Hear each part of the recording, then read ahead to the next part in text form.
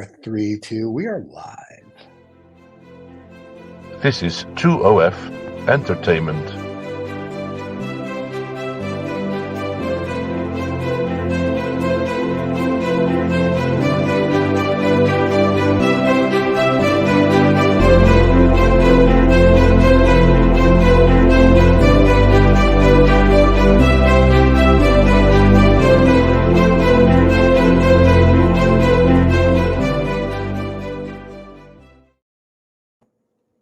And here we is.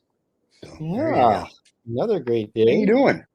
I'm doing just fine. We're having a fine art day. Why not? We're just lots to go on. You know what? We have a show of just artists, like always, new art, different types of art, and Right. I can't believe it. We're still booked up 2 months ahead. So so we have a lot That's of great. we have a lot of really good artists coming up down the pipe, and we have a really great artist today as well. So wait, so my stick figure's not going to make it to the show then, I'm assuming. You might have to put those on a cave wall somewhere, and maybe somebody in 2,000 That's where I years started. Somebody in 2,000 years will say, "Wow, look at that." I started on cave walls 2,000 years ago with the little stick figure. That's me. And you can tell any kind of lie you want about those days, how you slayed those gazelles and big beasts with horns and tusks. It worked out well. We just talk about the UFOs and the lizard people. That's all. We should all get back to drawing on cave walls a little bit. It's just drawing on other people's buildings and things. We have to look at that one day maybe and figure out what that is all about. And you do like Banksy then a Banksy draws onto your building, and all of a sudden your building goes up by $5 million because people are trying to steal the bricks. Got to pull the wall down. Yeah, steal the bricks from the building. The banks the building.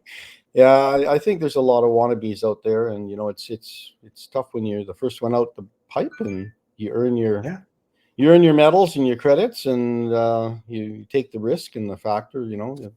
Factor that into the whole thing. So I think individuality and taking risks is really important as far as an artist goes. But we're going to talk to Julie Drew. What a great last name. Is that Nancy's sister? Because I used to read her books and the mysteries and everything. Well, so maybe we'll have to ask her. Maybe. Okay. But I think, here's Nancy, who's a BFA grad from Tacoma, Washington, actually, and now a resident of Edmonton, Alberta. And she's a watercolorist and landscape painter and teaches watercolor also in paper making. So we got a very talented lady ahead of her. Maybe we should bring her in before we give away all the good stuff. There's Julie. Julie, welcome to the show. Well, thank you. I'm going to let you. I'm glad. I'm going to let you and Paul do your thing because nobody wants to look at my stick figures that I drew on a cave. So I'm going to see you at the end of the show. Have a good show, guys. Thank you. Well, how's your day been so far? It's just kind of early yet. Oh, it's been fine. It's fine. Yeah, everybody got up, and I'm still wandering around a little bit trying to figure out what's going on. But sun's up, so that's good. Well, I've seen your work for quite a few years, and like you said, we have this great opportunity now to actually talk to artists and show their stuff to the rest of whoever wants to watch it, on our channel.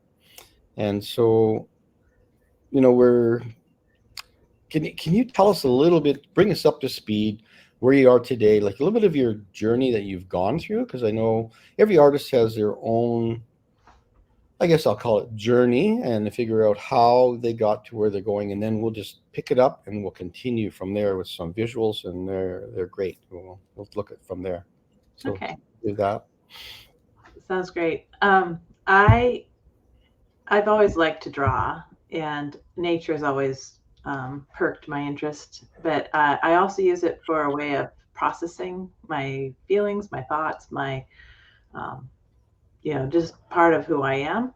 And in university we did some courses that helped me understand a little more what we would call art therapy kind of stuff, but they didn't call it back then. And so that helped me to actually start thinking in terms of, a bigger picture of what things might be.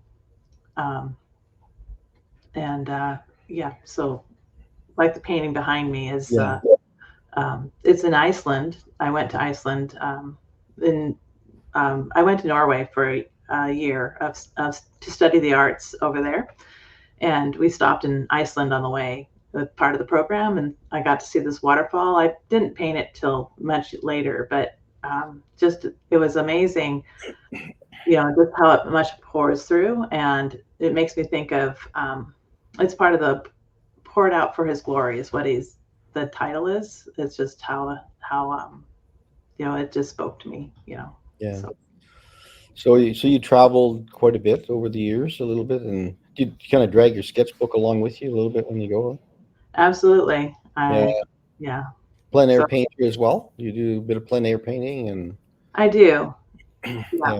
And whenever I have a chance, that's mostly when I travel. Sometimes when I'm in the city, I'll go down in the ravine. We live right near the Mill Creek Ravine, and I can go down there and sketch. Yeah, it's beautiful. Yeah, down in that area. Yeah, traveling with a companion sometimes is good. Sometimes it's kind of, you feel guilty, right? Sometimes you go, you need to go and find something to do while I go and do this, and I'll meet you back for coffee or something. Do you find that a little bit Yeah. with your husband with that?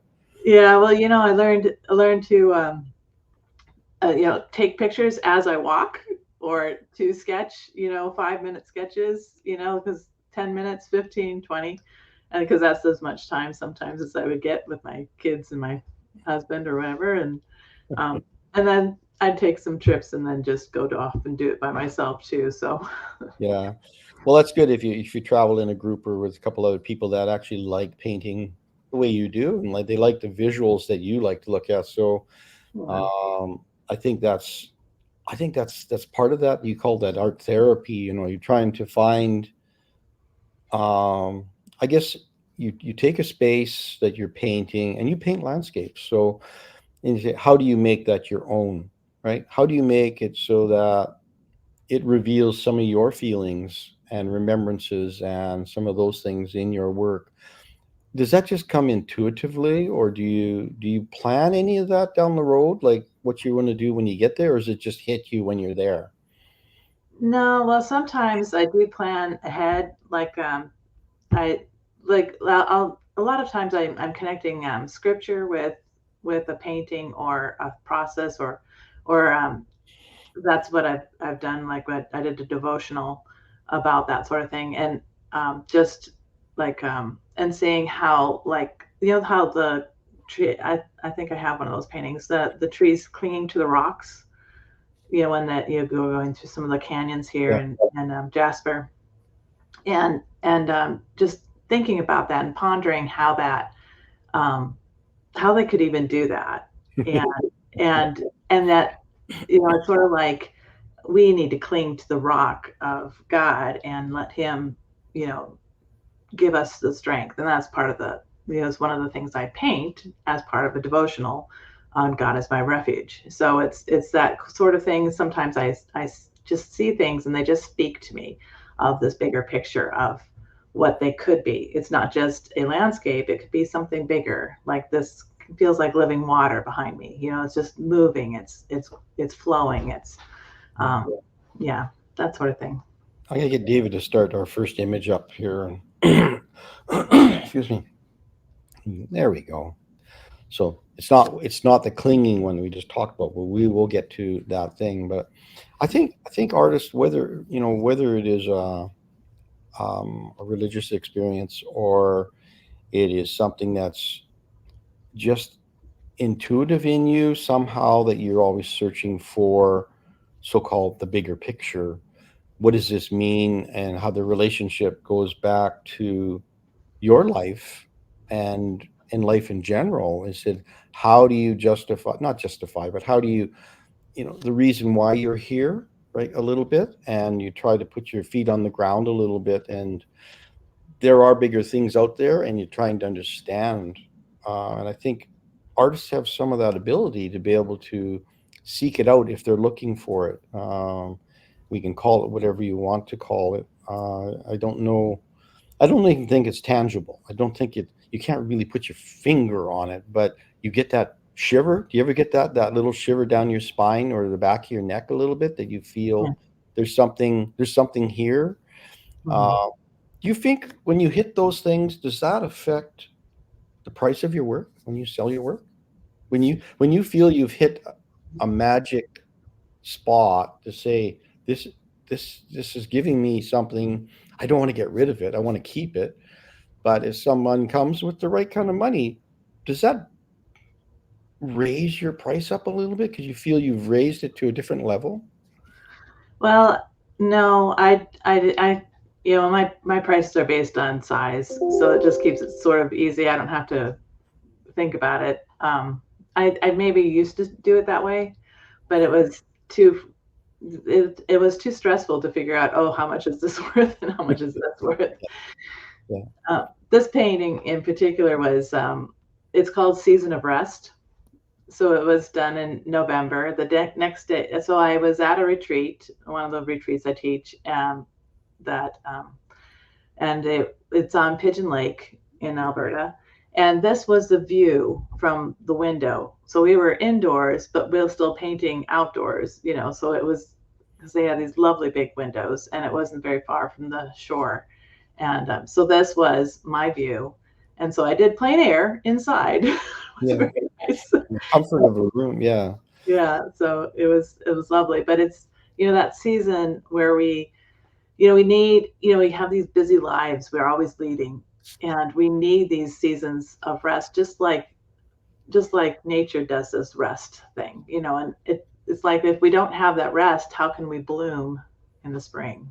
I think little retreats and things are important for, I think, everybody, but artists especially, to if they can arrange them in their lives, to be able to afford to do them. But that doesn't mean producing work that they can sell at them, but it's more of a learning thing, experimenting, taking a chance time to take a chance at taking risks a little bit, and that could be with your medium. Now, I noticed that you work on handmade paper. Like, is that all your work is on handmade, or do you just on selected pieces? I only have a couple pieces here that are on handmade paper that we're talking about today. This one isn't on that. It's just on regular watercolor paper. But this is part of a series I did when it was really cold. This is one of my winter series that it was in February. It was like -18 to -27. I had seen the Northern Lights when it was like -27. It was a really cold night. And so I thought, well, let's do a frost painting, because those be really fun. And it didn't come out very clear, but there's a pattern of frost at the top of that painting there. It's the image didn't come out as clear as it is. So what happens in a frost painting is it freezes the water that is within the And paper. it pulls the water freezes into the frost patterns, just like, if you have a window that still steams up and gets all that kind of fun frost stuff on it. And sometimes it looks really wispy, and sometimes it looks just kind of like a mottled thing. Right. So this one actually has some of the wispy stuff in it, but it also makes some of those lines of the water kind of froze in place, so I painted the painting, and then I took it outside while it was still wet and let the frost make those patterns on it. So, and there was a couple of times I actually tried to paint outside when it was -18, but my water had to be so hot so that it wouldn't freeze my paint too fast. So. Yeah. Do you know what to add to your water so that it doesn't freeze? No. Vodka. Oh, well, I would want it to freeze. Vodka and water, yeah, and you can paint outside, probably -5, 10, and vodka. I remember hearing that on an artist that was painting at one of the Olympics in the wintertime, and they interviewed him, and that's what he put in his water. So, even though the water's dirty, you don't throw it out. I guess you just But anyway, that was that's kind of a secret little hint what to do. Kent, if you want to produce these in, say, the summertime, could you use your freezer in your fridge, like your fridge freezer? Probably not the fridge freezer, but if you have a deep freeze, it needs to be pretty cold. So yeah, I think they're And not I did do 25 below. They're usually 0 or -1. I think freezers are kind of in that area, but it still is freezing. But I didn't know they'd give you the extreme it works. 25 below. Yeah, Yeah, 25 below would give you there's quite a bit of shock to the paper at 25 below. So you probably get a bigger effect. And you yeah. can, so do you tip the paper up a little bit so that it's cambered, or is it flat? Or Well, this one I did flat. I did another one that I did at an angle, and then the salt I threw on it moved as it traveled down. It made this kind of cool pattern too. So what happens after the freeze effect? You bring it back indoors, it thaws out, right? well, yeah, and sometimes you have to bring it back and forth inside and out until because it needs to freeze dry before I can touch it again. And it doesn't always work. And it sort of stays really on top of the paper. So then it doesn't really work to do another coat on top. It really messes up. It doesn't work like the rest. It's a one-shot deal. One-shot deal, right? Okay. Yeah, but I did add the landscape at the bottom later, but I have to let it dry enough that it will work. Oh, okay. Yeah. So the background and the foreground were basically in that loose wet on wet feeling, frozen, but then you added the pieces in the foreground, the trees and that after it's been dried. Okay. No. Do you stretch your paper? I do not. You don't. So what weight of paper are you using normally? 140 pound. Yeah. Okay. You get some rippling with some of that a little bit if you got a lot of water going on, but yeah, no, it's. But you can wet the back side and the front side, and then it sort of evens it out anyway. So Yeah. No, it does stretch itself back out. If you got a good rag content paper, I said that's important. But, so you do some wildlife. I see that. Now, how big a piece is this one? Is this? This one's only 7 inches by 11 inches. Oh, okay. So it's a nice. It's a manageable size. So do you work in your studio with most of the smaller pieces as well, or is it? Yeah. So some of these pieces I'm working in my studio. This one I got it all planned out, and then I did it as a demo for a class I was teaching on pouring watercolor. And so so the top part of it was done in the poured method, the background. So I had masked out the whites of the heron and the edge of the flowers and that whole corner at the bottom. Yeah. And then I poured the yellows and yellows and greens, and then I brushed up the purples into that pour, and then I threw some salt on it and let it do its thing, and then I came back in with some of the other lines and took off the masking and finished the piece. So you use mascoids of stuff to I do protect the areas that you want to retain as white when you put your poured liquid onto there first, right? So yeah. So you use salt as well, a little bit occasionally in your work too. I do. Yeah. I like the effect so a lot of and I emphasize it when I'm painting over it and creating it into trees. But a lot of that background with the trees the first layer was done with the salt, and you can still see some of that salt pattern in it. Yeah, you get that little speckle, little dot thing that can happen in there. I never used a lot of salt. I tried it once or twice, and it wasn't my technique that I used and what I did in the little bits that I used to. I used to do smaller pieces like this because I didn't have a studio at one time, and I would paint a kitchen table, and then I have to clean up before supper, and so you had to have pieces that were manageable that you could do within a half day, 4 hours sitting or whatever, and then you cleaned up. And it was so nice when I finally got a space moved out in our basement and one light bulb hanging, and I could do a little bit of work in downstairs. But so is your studio upstairs? Nice light?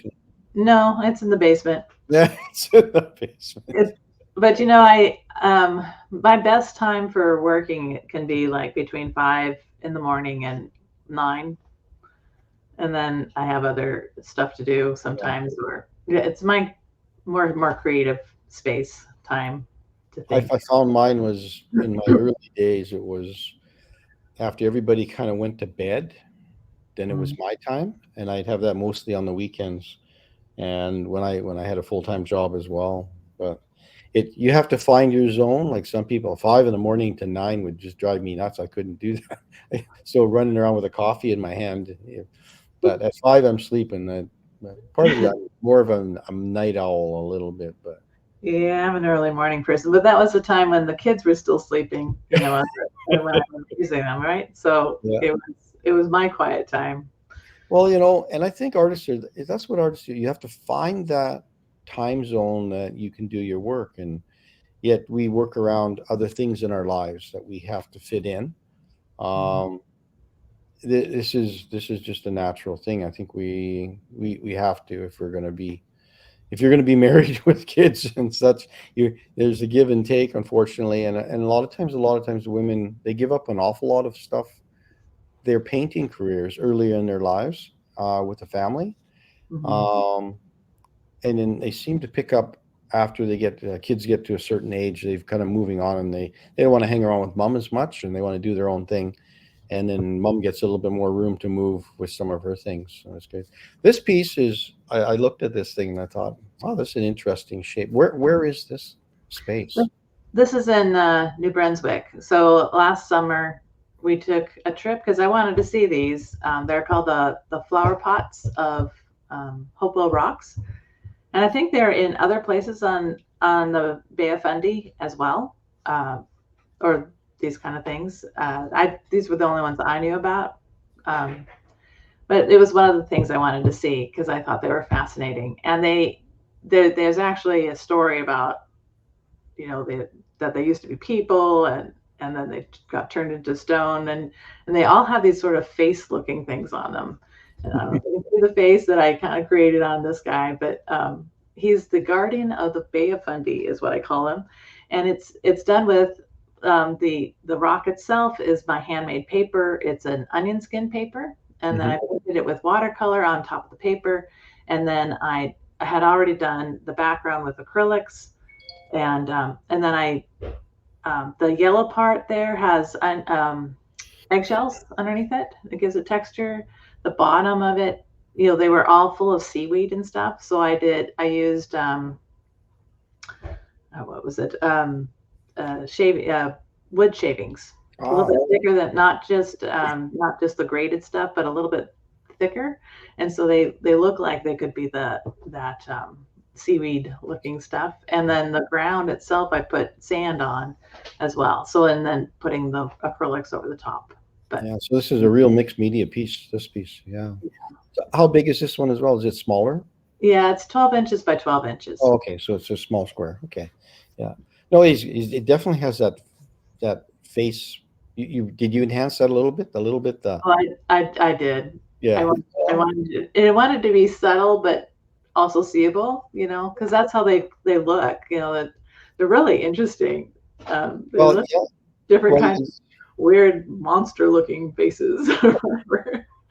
people understanding the Bay of Fundy kind of goes up and down quite a bit. There's quite a movement of water, so you can see in the height of water where this erosion has moved around these forms and created these things over the many millennia. I would say more than that. So it's how many of these things are along the shorelines? Like hundreds of them, or is it? I've never I seen them. didn't count. There was a lot of them. We walked the whole stretch that you could, because we were there when it started to, the water started going out. Yeah. And it was still up when we got there, and then we stayed there for the whole day. So You didn't go backwards, did you? The Bay of Fundy. no, we walked that whole stretch as it was going out, right? So, Yeah, but they yeah. do have a place at the far end where if you timed it wrong, you could wait out the 12 hours on a safety platform. There is.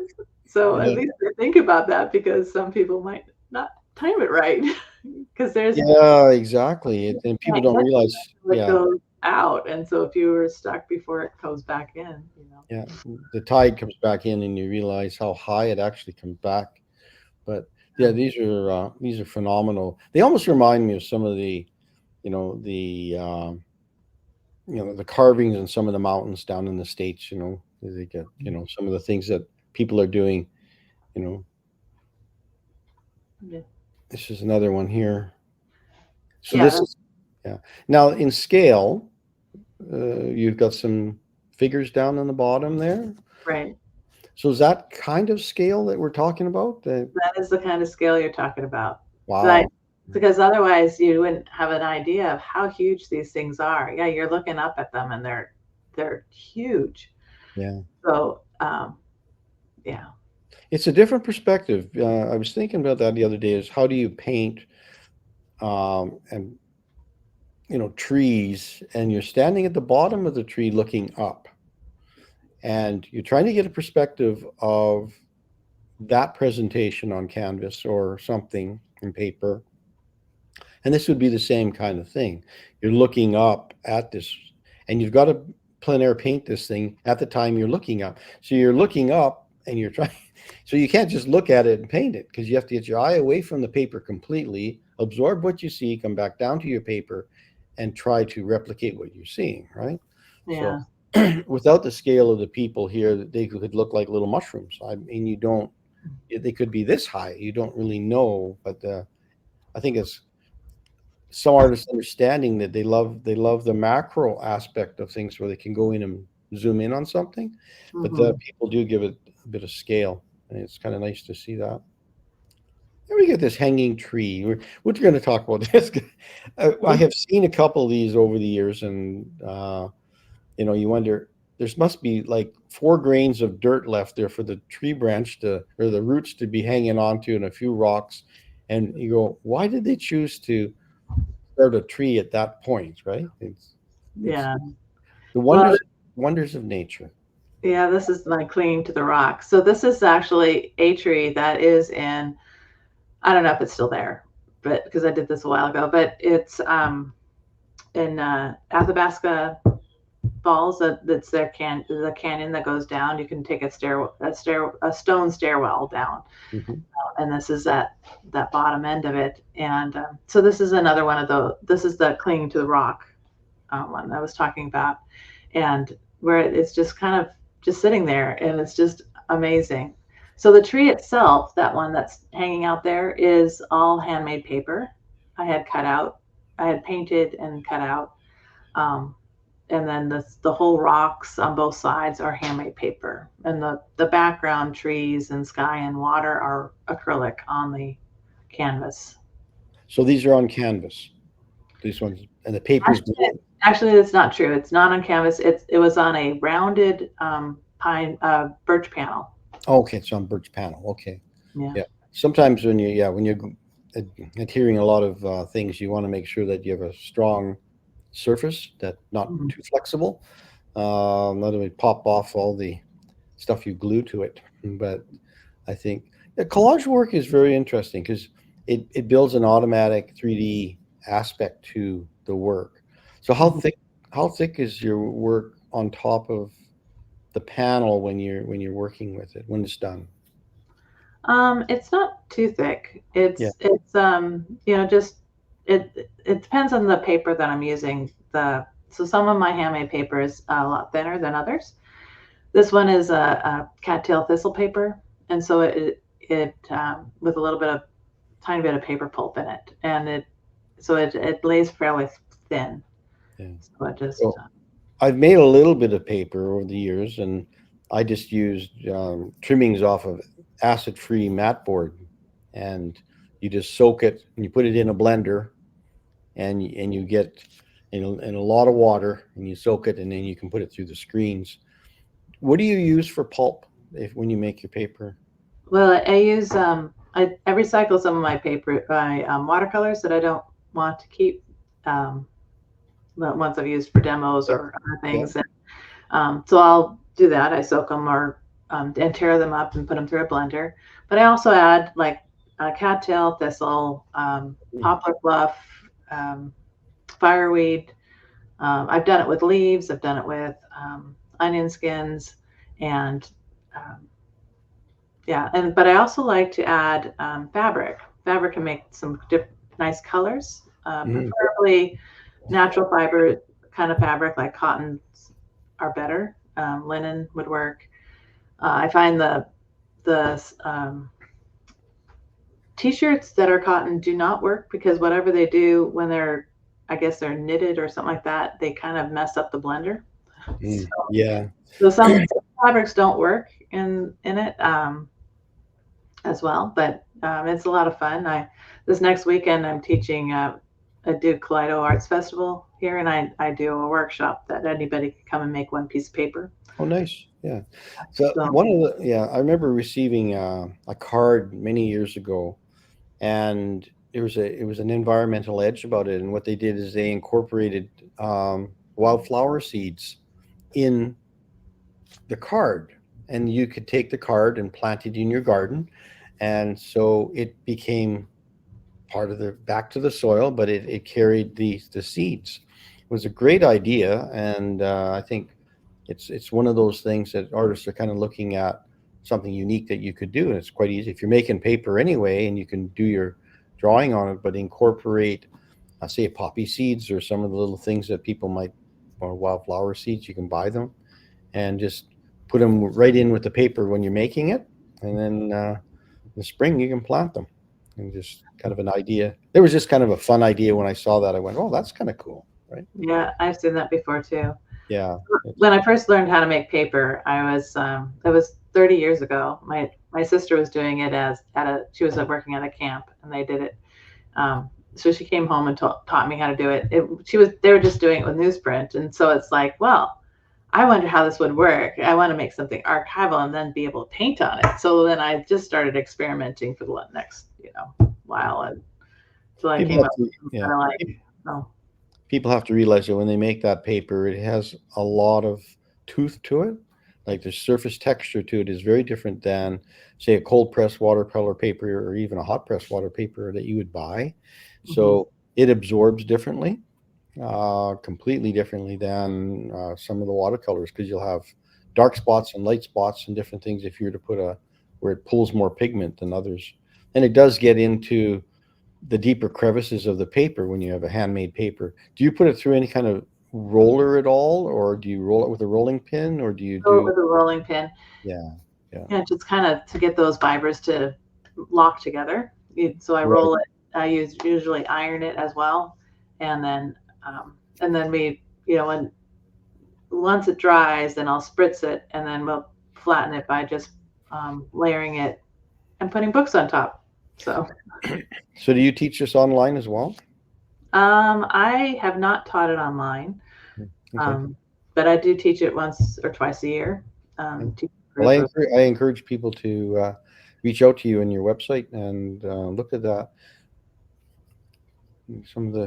I noticed through the work you do, intricate trestle work. I mean, there's a real, there's a lot of very fine lines and texturing. And so do you mask these out and then paint around them and then go back in and paint into them? Well, no, this one I didn't, because the background is dark, or the background is lighter actually than the bridge itself. And so I could just paint over the background with no problem. So I did not mask that. I masked all the snow instead, and did a pouring of the sky. Well, actually I did the pouring of the whole thing. So the three colors, the 4 colors. So, and it was, that one is 30 inches by 15 inches. So half a sheet of watercolor paper.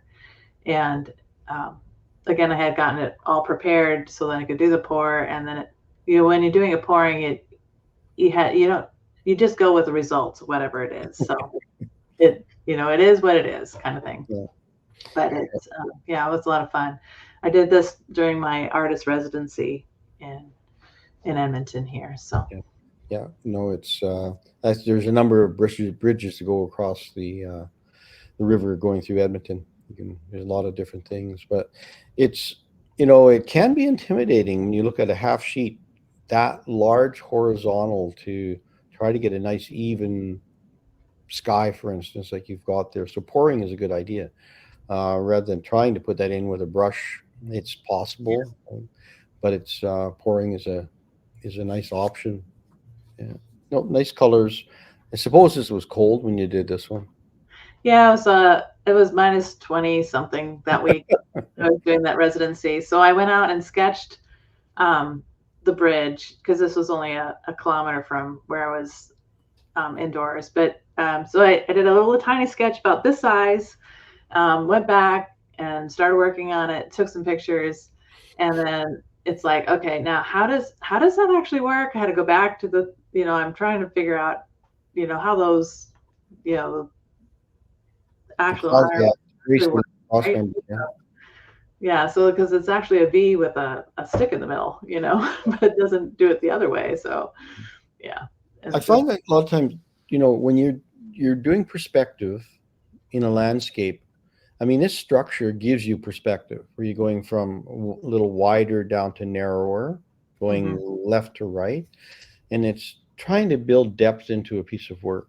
And you can do that with light. And you've done that as well. Like you can go under the bridge into the background. And otherwise, everything is trying to jump forward. And understand you got to build layers to get back to where you're going. But I think watercolor is probably one of the most difficult mediums to work in because it requires so much planning. If you really want to get to where you want to be, this is not like an acrylic painting where you could paint over and over and over until you get to where you want to be. Even in an oil, you just wait longer to do it. But between dryings, but I think watercolor is a great medium for, I'd say, most artists to start on, because once you paint watercolor, you understand color and you understand how structures are built. And if you take some of those principles into what you do, your success rate goes right up. Like I think you'd be frustrated for the first while doing beginning watercolors, but once you master that, and I think taking classes is really important. Why not learn from someone who knows how to do it? They'll share that information with you. Yeah. Go back to another one of these. This is another freeze one, right? Yes, this is another frozen one. So and this is the one I was mentioning that when I put the salt on, I actually had it leaning up against the side of the house. So the salt moved, as it moved down, it created the streaks that makes it look like it's a meteor shower going on with the northern lights. So it was very fun to have that happenstance. Yeah. Well, that's when the salt is melting, I would imagine, right? A little bit, and melting and freezing at this kind of the same time. So you put that on with a salt shaker or by fingers? Oh yeah, no salt shaker, just shake it on. But I cover a lot of the holes with the salt shaker, so just one hole's left. Oh, good idea. Otherwise it gets dumped on, so you don't want that. And I also did use masking fluid for the stars. I put that on with a toothbrush, just spraying it on the masking fluid. You kind of just flick it a little bit. Is that? Yeah. No, lots of use all the stuff you want. Like there's a lot of techniques and understanding on how to create that environment. Otherwise, trying to paint those on individually, you can't do it the same. Our brain builds rhythms when you paint. So they either try lining the dots up or they look unnatural a lot of times when you hand paint a lot of these little stars and dots in. And if you can find a mechanism like salt, if that works for you, it gives you a certain look. Yeah. Back to the trestles again.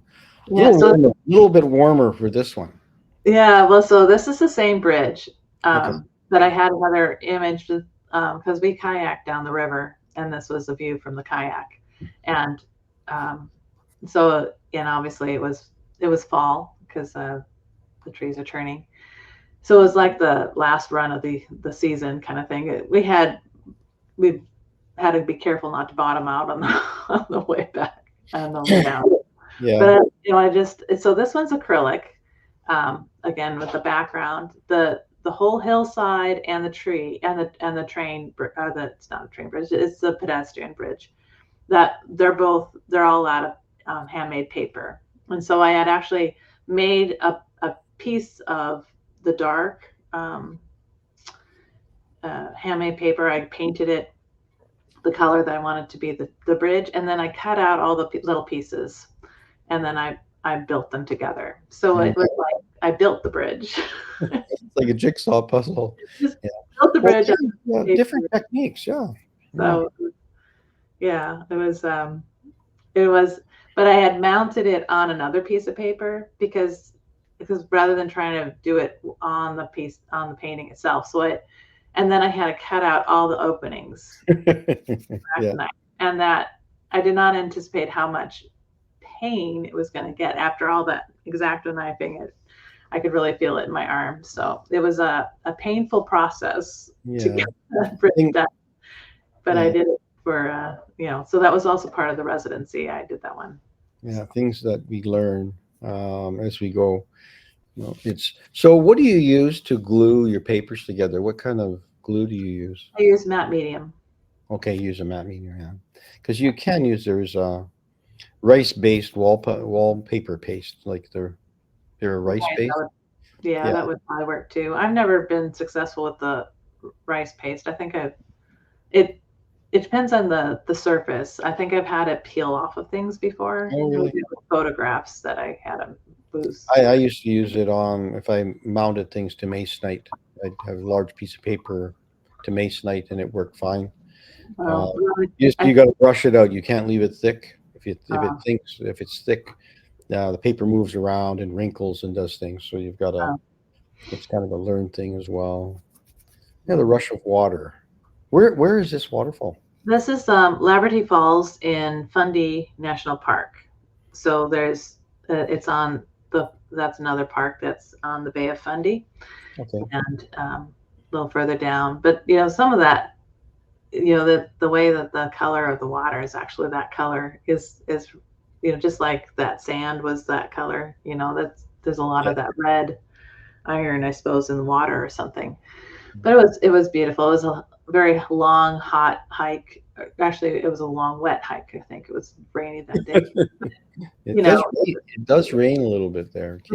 I love going on hikes where I can see a waterfall. I love painting water. So waterfalls, they make my day. So anyway, it's worth the hike to go. And I did the sketch I did was really long and skinny.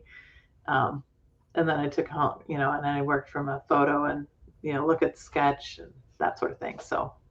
Yeah, you realize how red some of the sand is. You go to PEI and along in that area, there's, the soil is really red. So it's just like there must have been a huge amount of iron at one time that's permanently stained all those shorelines. But it's beautiful to see that red banged up against green grass. I mean, you can't believe the color, the juxtaposition of color. It's just, it's really snappy, and the complementary aspects that can happen in your work, but it's almost like it's unreal. I like this one though, because I think trying to feel the depth of water and the feeling of the rush of something, but in an opposite color, like doing it in the siennas and the reds that come out, but it really gives a feeling. Water's not the easiest thing to paint. It's probably less color than more color. Like really you're painting, watch your neutrals, and you got to paint in a lot of those things, and your grays become really kind of important. And they do reflect color that's around it. So a lot of times, especially in a pool, like where the water is hitting the bottom, there's a pool of water that sits in there that it hits in. So these all build depth into your work. And how big is this one? Again, smaller piece again? Yeah, it's another small piece. So because I was using it, I had it. I was doing it as a demo for a water in the landscape class, and I was also using a projector. So I was filming myself. So it had to be small enough so that my camera would see it and see the whole thing. So I just had to work small. So because they were all in the class, I could see it, but then I could also give them the videos afterwards or whatever. Oh, okay. Yeah. No, I could see this one as a full sheet, and it would be, working with a hockey brush, and it would be really, be a fun piece to work on. Yeah, I could probably do that one full sheet. Yeah. So do you work from sketches like that? Do you say, can I make a bigger one of this one, or take a piece of it? And do you do probably those? have done that I've repainted some of the same pieces, especially if, oh, it's sold, I'll just do it again and I'll do it a little bit different or whatever. And sometimes I change up the size or change up the medium that I use or that sort of thing.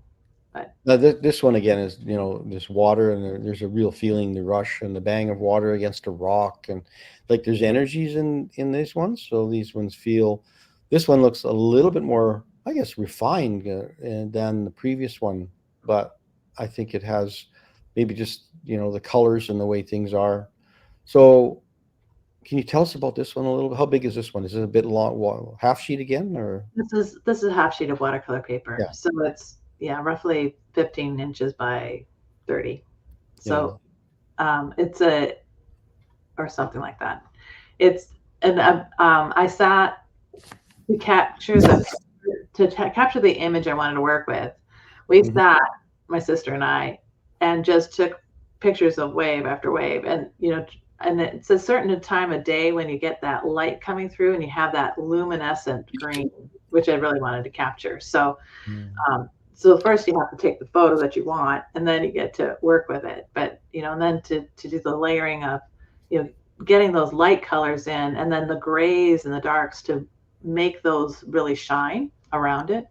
But I had masked out all of the spray, and I used again a toothbrush to do a lot of the masking, and then you paint the light colors, and then you and then you mask some of those colors and you get darker, and you mask some more colors and you get darker, and then you take it off and then say, oh, it wasn't enough, so then you put on the masking again, and then you do it more. So it took me a really long time to do this one. But you want to do it, you want to do it right. And I think, like you said, there's a patience levels with watercolor that it teaches you to kind of slow down, and you got to let things get to the right amount of moisture in the paper to be moving on to the next level, right? So you try to paint in a crisp, sharp edge on a wet piece of paper. It's just not going to happen. So you have to go and have a coffee somewhere and come back, and or a hair dryer or something, and work with them. Well, I think everybody who lives in the prairies has seen a little track of snow and trees like this. I think it's important. So this one I did plein air. I actually did the painting outside. It was a January day, and it was maybe just above freezing. And but as I painted, it started to freeze on my paper as well as my palette, and you can see the sky. There's a nice straight ahead between, on the left side, there's some wisps of white.